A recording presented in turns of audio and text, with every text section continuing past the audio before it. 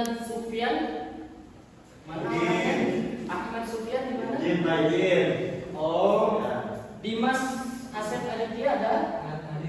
Hadir. Mana orangnya? Masya Allah. Farhan Muhammad Zain hadir. Oh, yang tadi ya, yang makan. Terus Firman Khairuddin Khadijah. Mantap ya. Selanjutnya Gina Awalia hadir.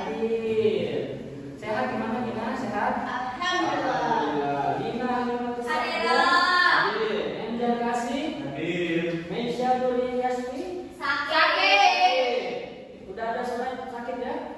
Sudah Pak, itu di meja. Oh iya, betul. Muhammad Bahrul Ulum hadir Bapak. Nunung Nurul Kamila hadir. Isa Desriani, Selvi Nurlita hadir. Siti Aisyah Izin Pak. oke, enggak apa-apa. Siti Salwa Khairul Nisa. Siti Salwa Khairul Nisa. Enggak ada keterangan, Pak. Ada keterangan. Ya nanti kita cari tahu ya, Pak. Ya. Lagi rumahnya. Oke, baik. Oke. Baik anak-anak, sebelum kita mulai pelajaran pada hari ini, akhirnya kita berdoa menurut percayaan masing-masing. Berdoa dimulai. Nih, anak-anak semuanya, mungkin hari ini kita akan masuk pada pelajaran berbakti kepada orang tua. Sebelumnya, Bapak mau bertanya kepada anak-anak semuanya, apakah di pelajaran sebelumnya sudah bisa dipahami? Bisa Pak. Alhamdulillah. Kalau bisa Bapak juga senang, ya. Nah, dan berarti kita bisa melanjutkan pelajaran selanjutnya dengan hati yang tenang, ikhlas dan penuh kenyamanan. Nah, jadi ini anak-anak, mengapa berbakti kepada orang tua itu penting? Ayo, gimana? Mengapa berbakti kepada orang tua itu penting? Penting Gimana? karena menunjukkan perintah Allah. Oke. Menunjukkan kepada wali dan Rasul. Iya. Oke, jadi mengapa berbakti kepada orang tua itu penting? Ya, karena itu menjadi sebuah keimanan atau kaidah. Berbakti tercantum dalam perintah Allah Subhanahu wa Ta'ala, menunjukkan ketundukan kepada wahyu dan Rasul. Nah, selanjutnya itu akhlak, ya. Nah, jadi kalau kita sudah ada sama orang tua, berarti dia tidak berakhlak, kan? Mempraktikkan adab, gimana cara kita berbicara sama orang tua. Jangan sopan sama orang tua saja, tapi orang tua juga harus sopan. Begitu ya. Nah, terus sabar ketika kalian disuruh cuci piring, disuruh beres-beres, jangan nggak mau lah, bentar, kesel gitu ya.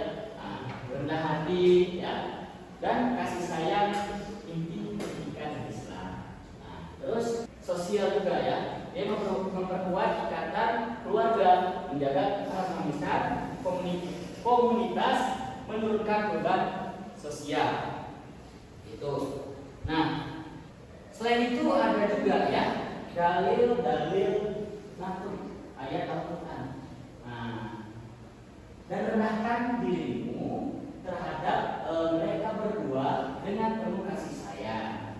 Nah, jadi perintah merawat orang tua sebagai wujud ketaatan kepada Allah. Hadis Rasulullah SAW menyebut berbakti sebagai jalan masuk surga.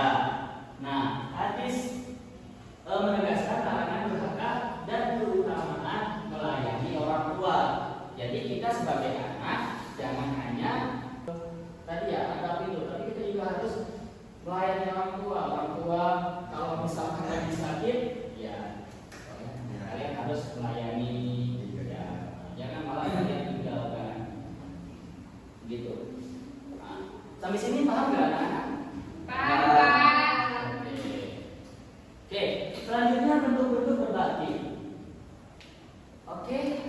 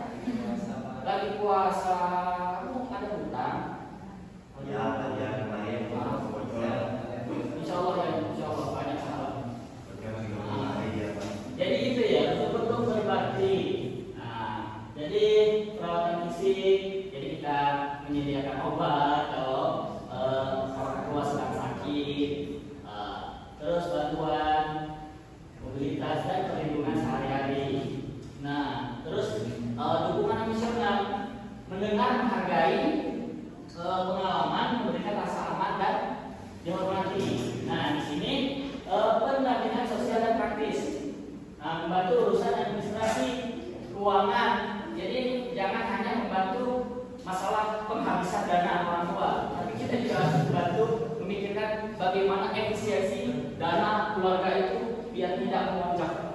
Begitu, paham anak-anak? Terus petunjuk agama dan doa, mengajak beribadah. Toh kita manusia ada yang namanya lupa. Nah, walaupun orang tua kita sering mengingatkan, ya bisa jadi mereka juga hilang. Betul apa betul? Oke, lanjut. Ini berbagi dalam susah dan senang. Coba baca dulu. Kita senang. Baca yang laki-laki coba. Yang laki-laki anak cowok. Kita senang.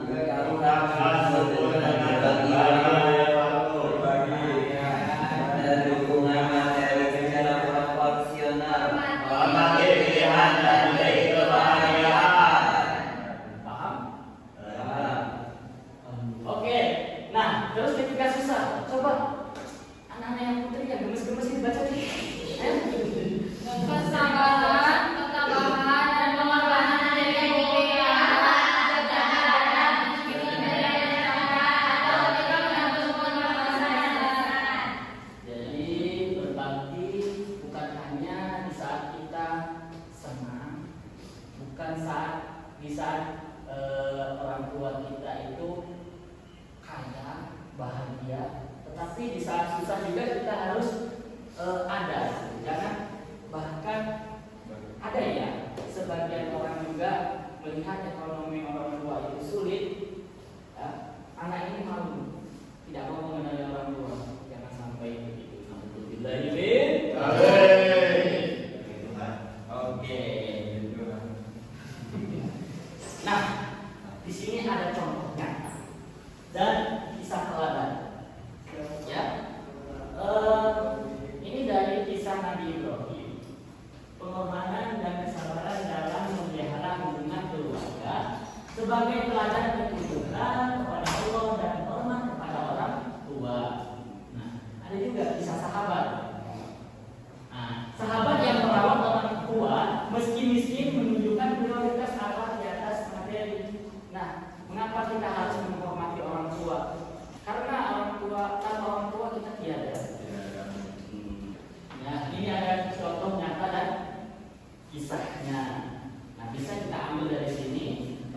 Jangan sampai kita durhaka ya sama orang tua kita. Bahkan kalau kita ketemu orang tua kita malu untuk mengakuinya sebagai orang tua. Nah, konsekuensi durhaka. Nah, ada juga konsekuensi durhaka ya. Bukan hanya kalian telat masuk kelas, kalian kena konsekuensi. Durhaka juga ada konsekuensinya loh. Iya, begitu. Nah, peringatan dan dampaknya. Ada dampak spiritual, spiritual. Nih, rugi dalam hubungan dengan Tuhan. Doa dan keberkahan keluarga berkurang. Ya. Kalau kalian sudah durhaka, ridho orang tua juga secara tidak langsung akan menurun.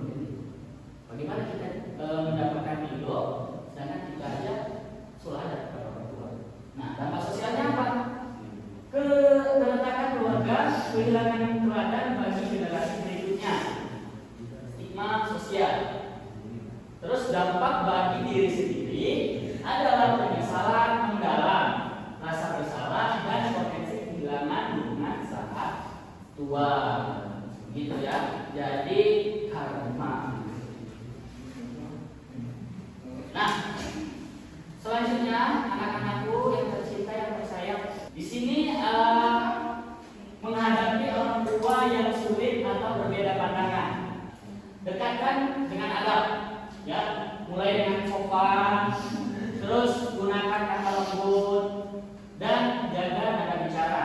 Nah itu, ya ketika orang tua kita jangan berbicara melebihi batas bicara orang tua, ya. Nah, paham? Nah, itu. Jangan sampai orang tua ritmenya 50, anaknya 100 gitu. Ngegas. Terus sabar dan batas sehat. Gimana? Tegakkan batas tanpa lupa. Ya, paham? Tegakkan batas tanpa lupa.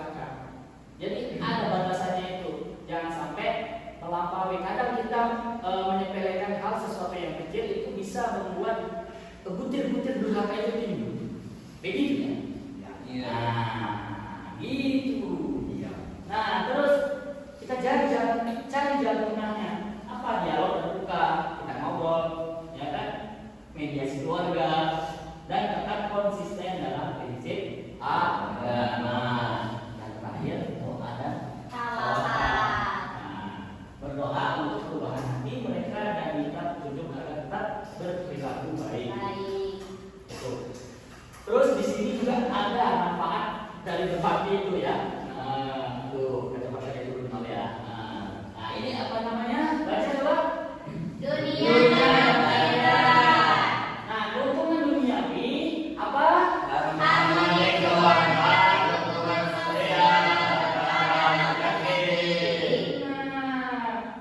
Langsung di sini coba keuntungan akhirat apa? Jadi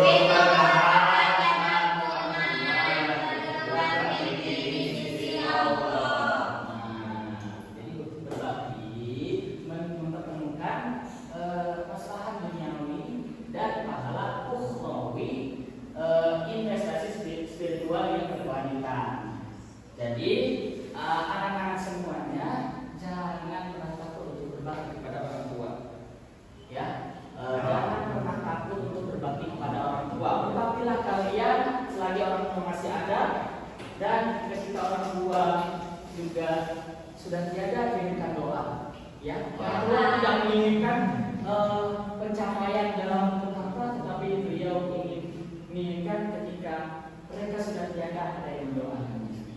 Jadilah anak yang soleh dan saleh. Mungkin cukup sekian. Bila ada kata yang kurang tepat, atau kata yang kurang sopan, Bapak minta maaf.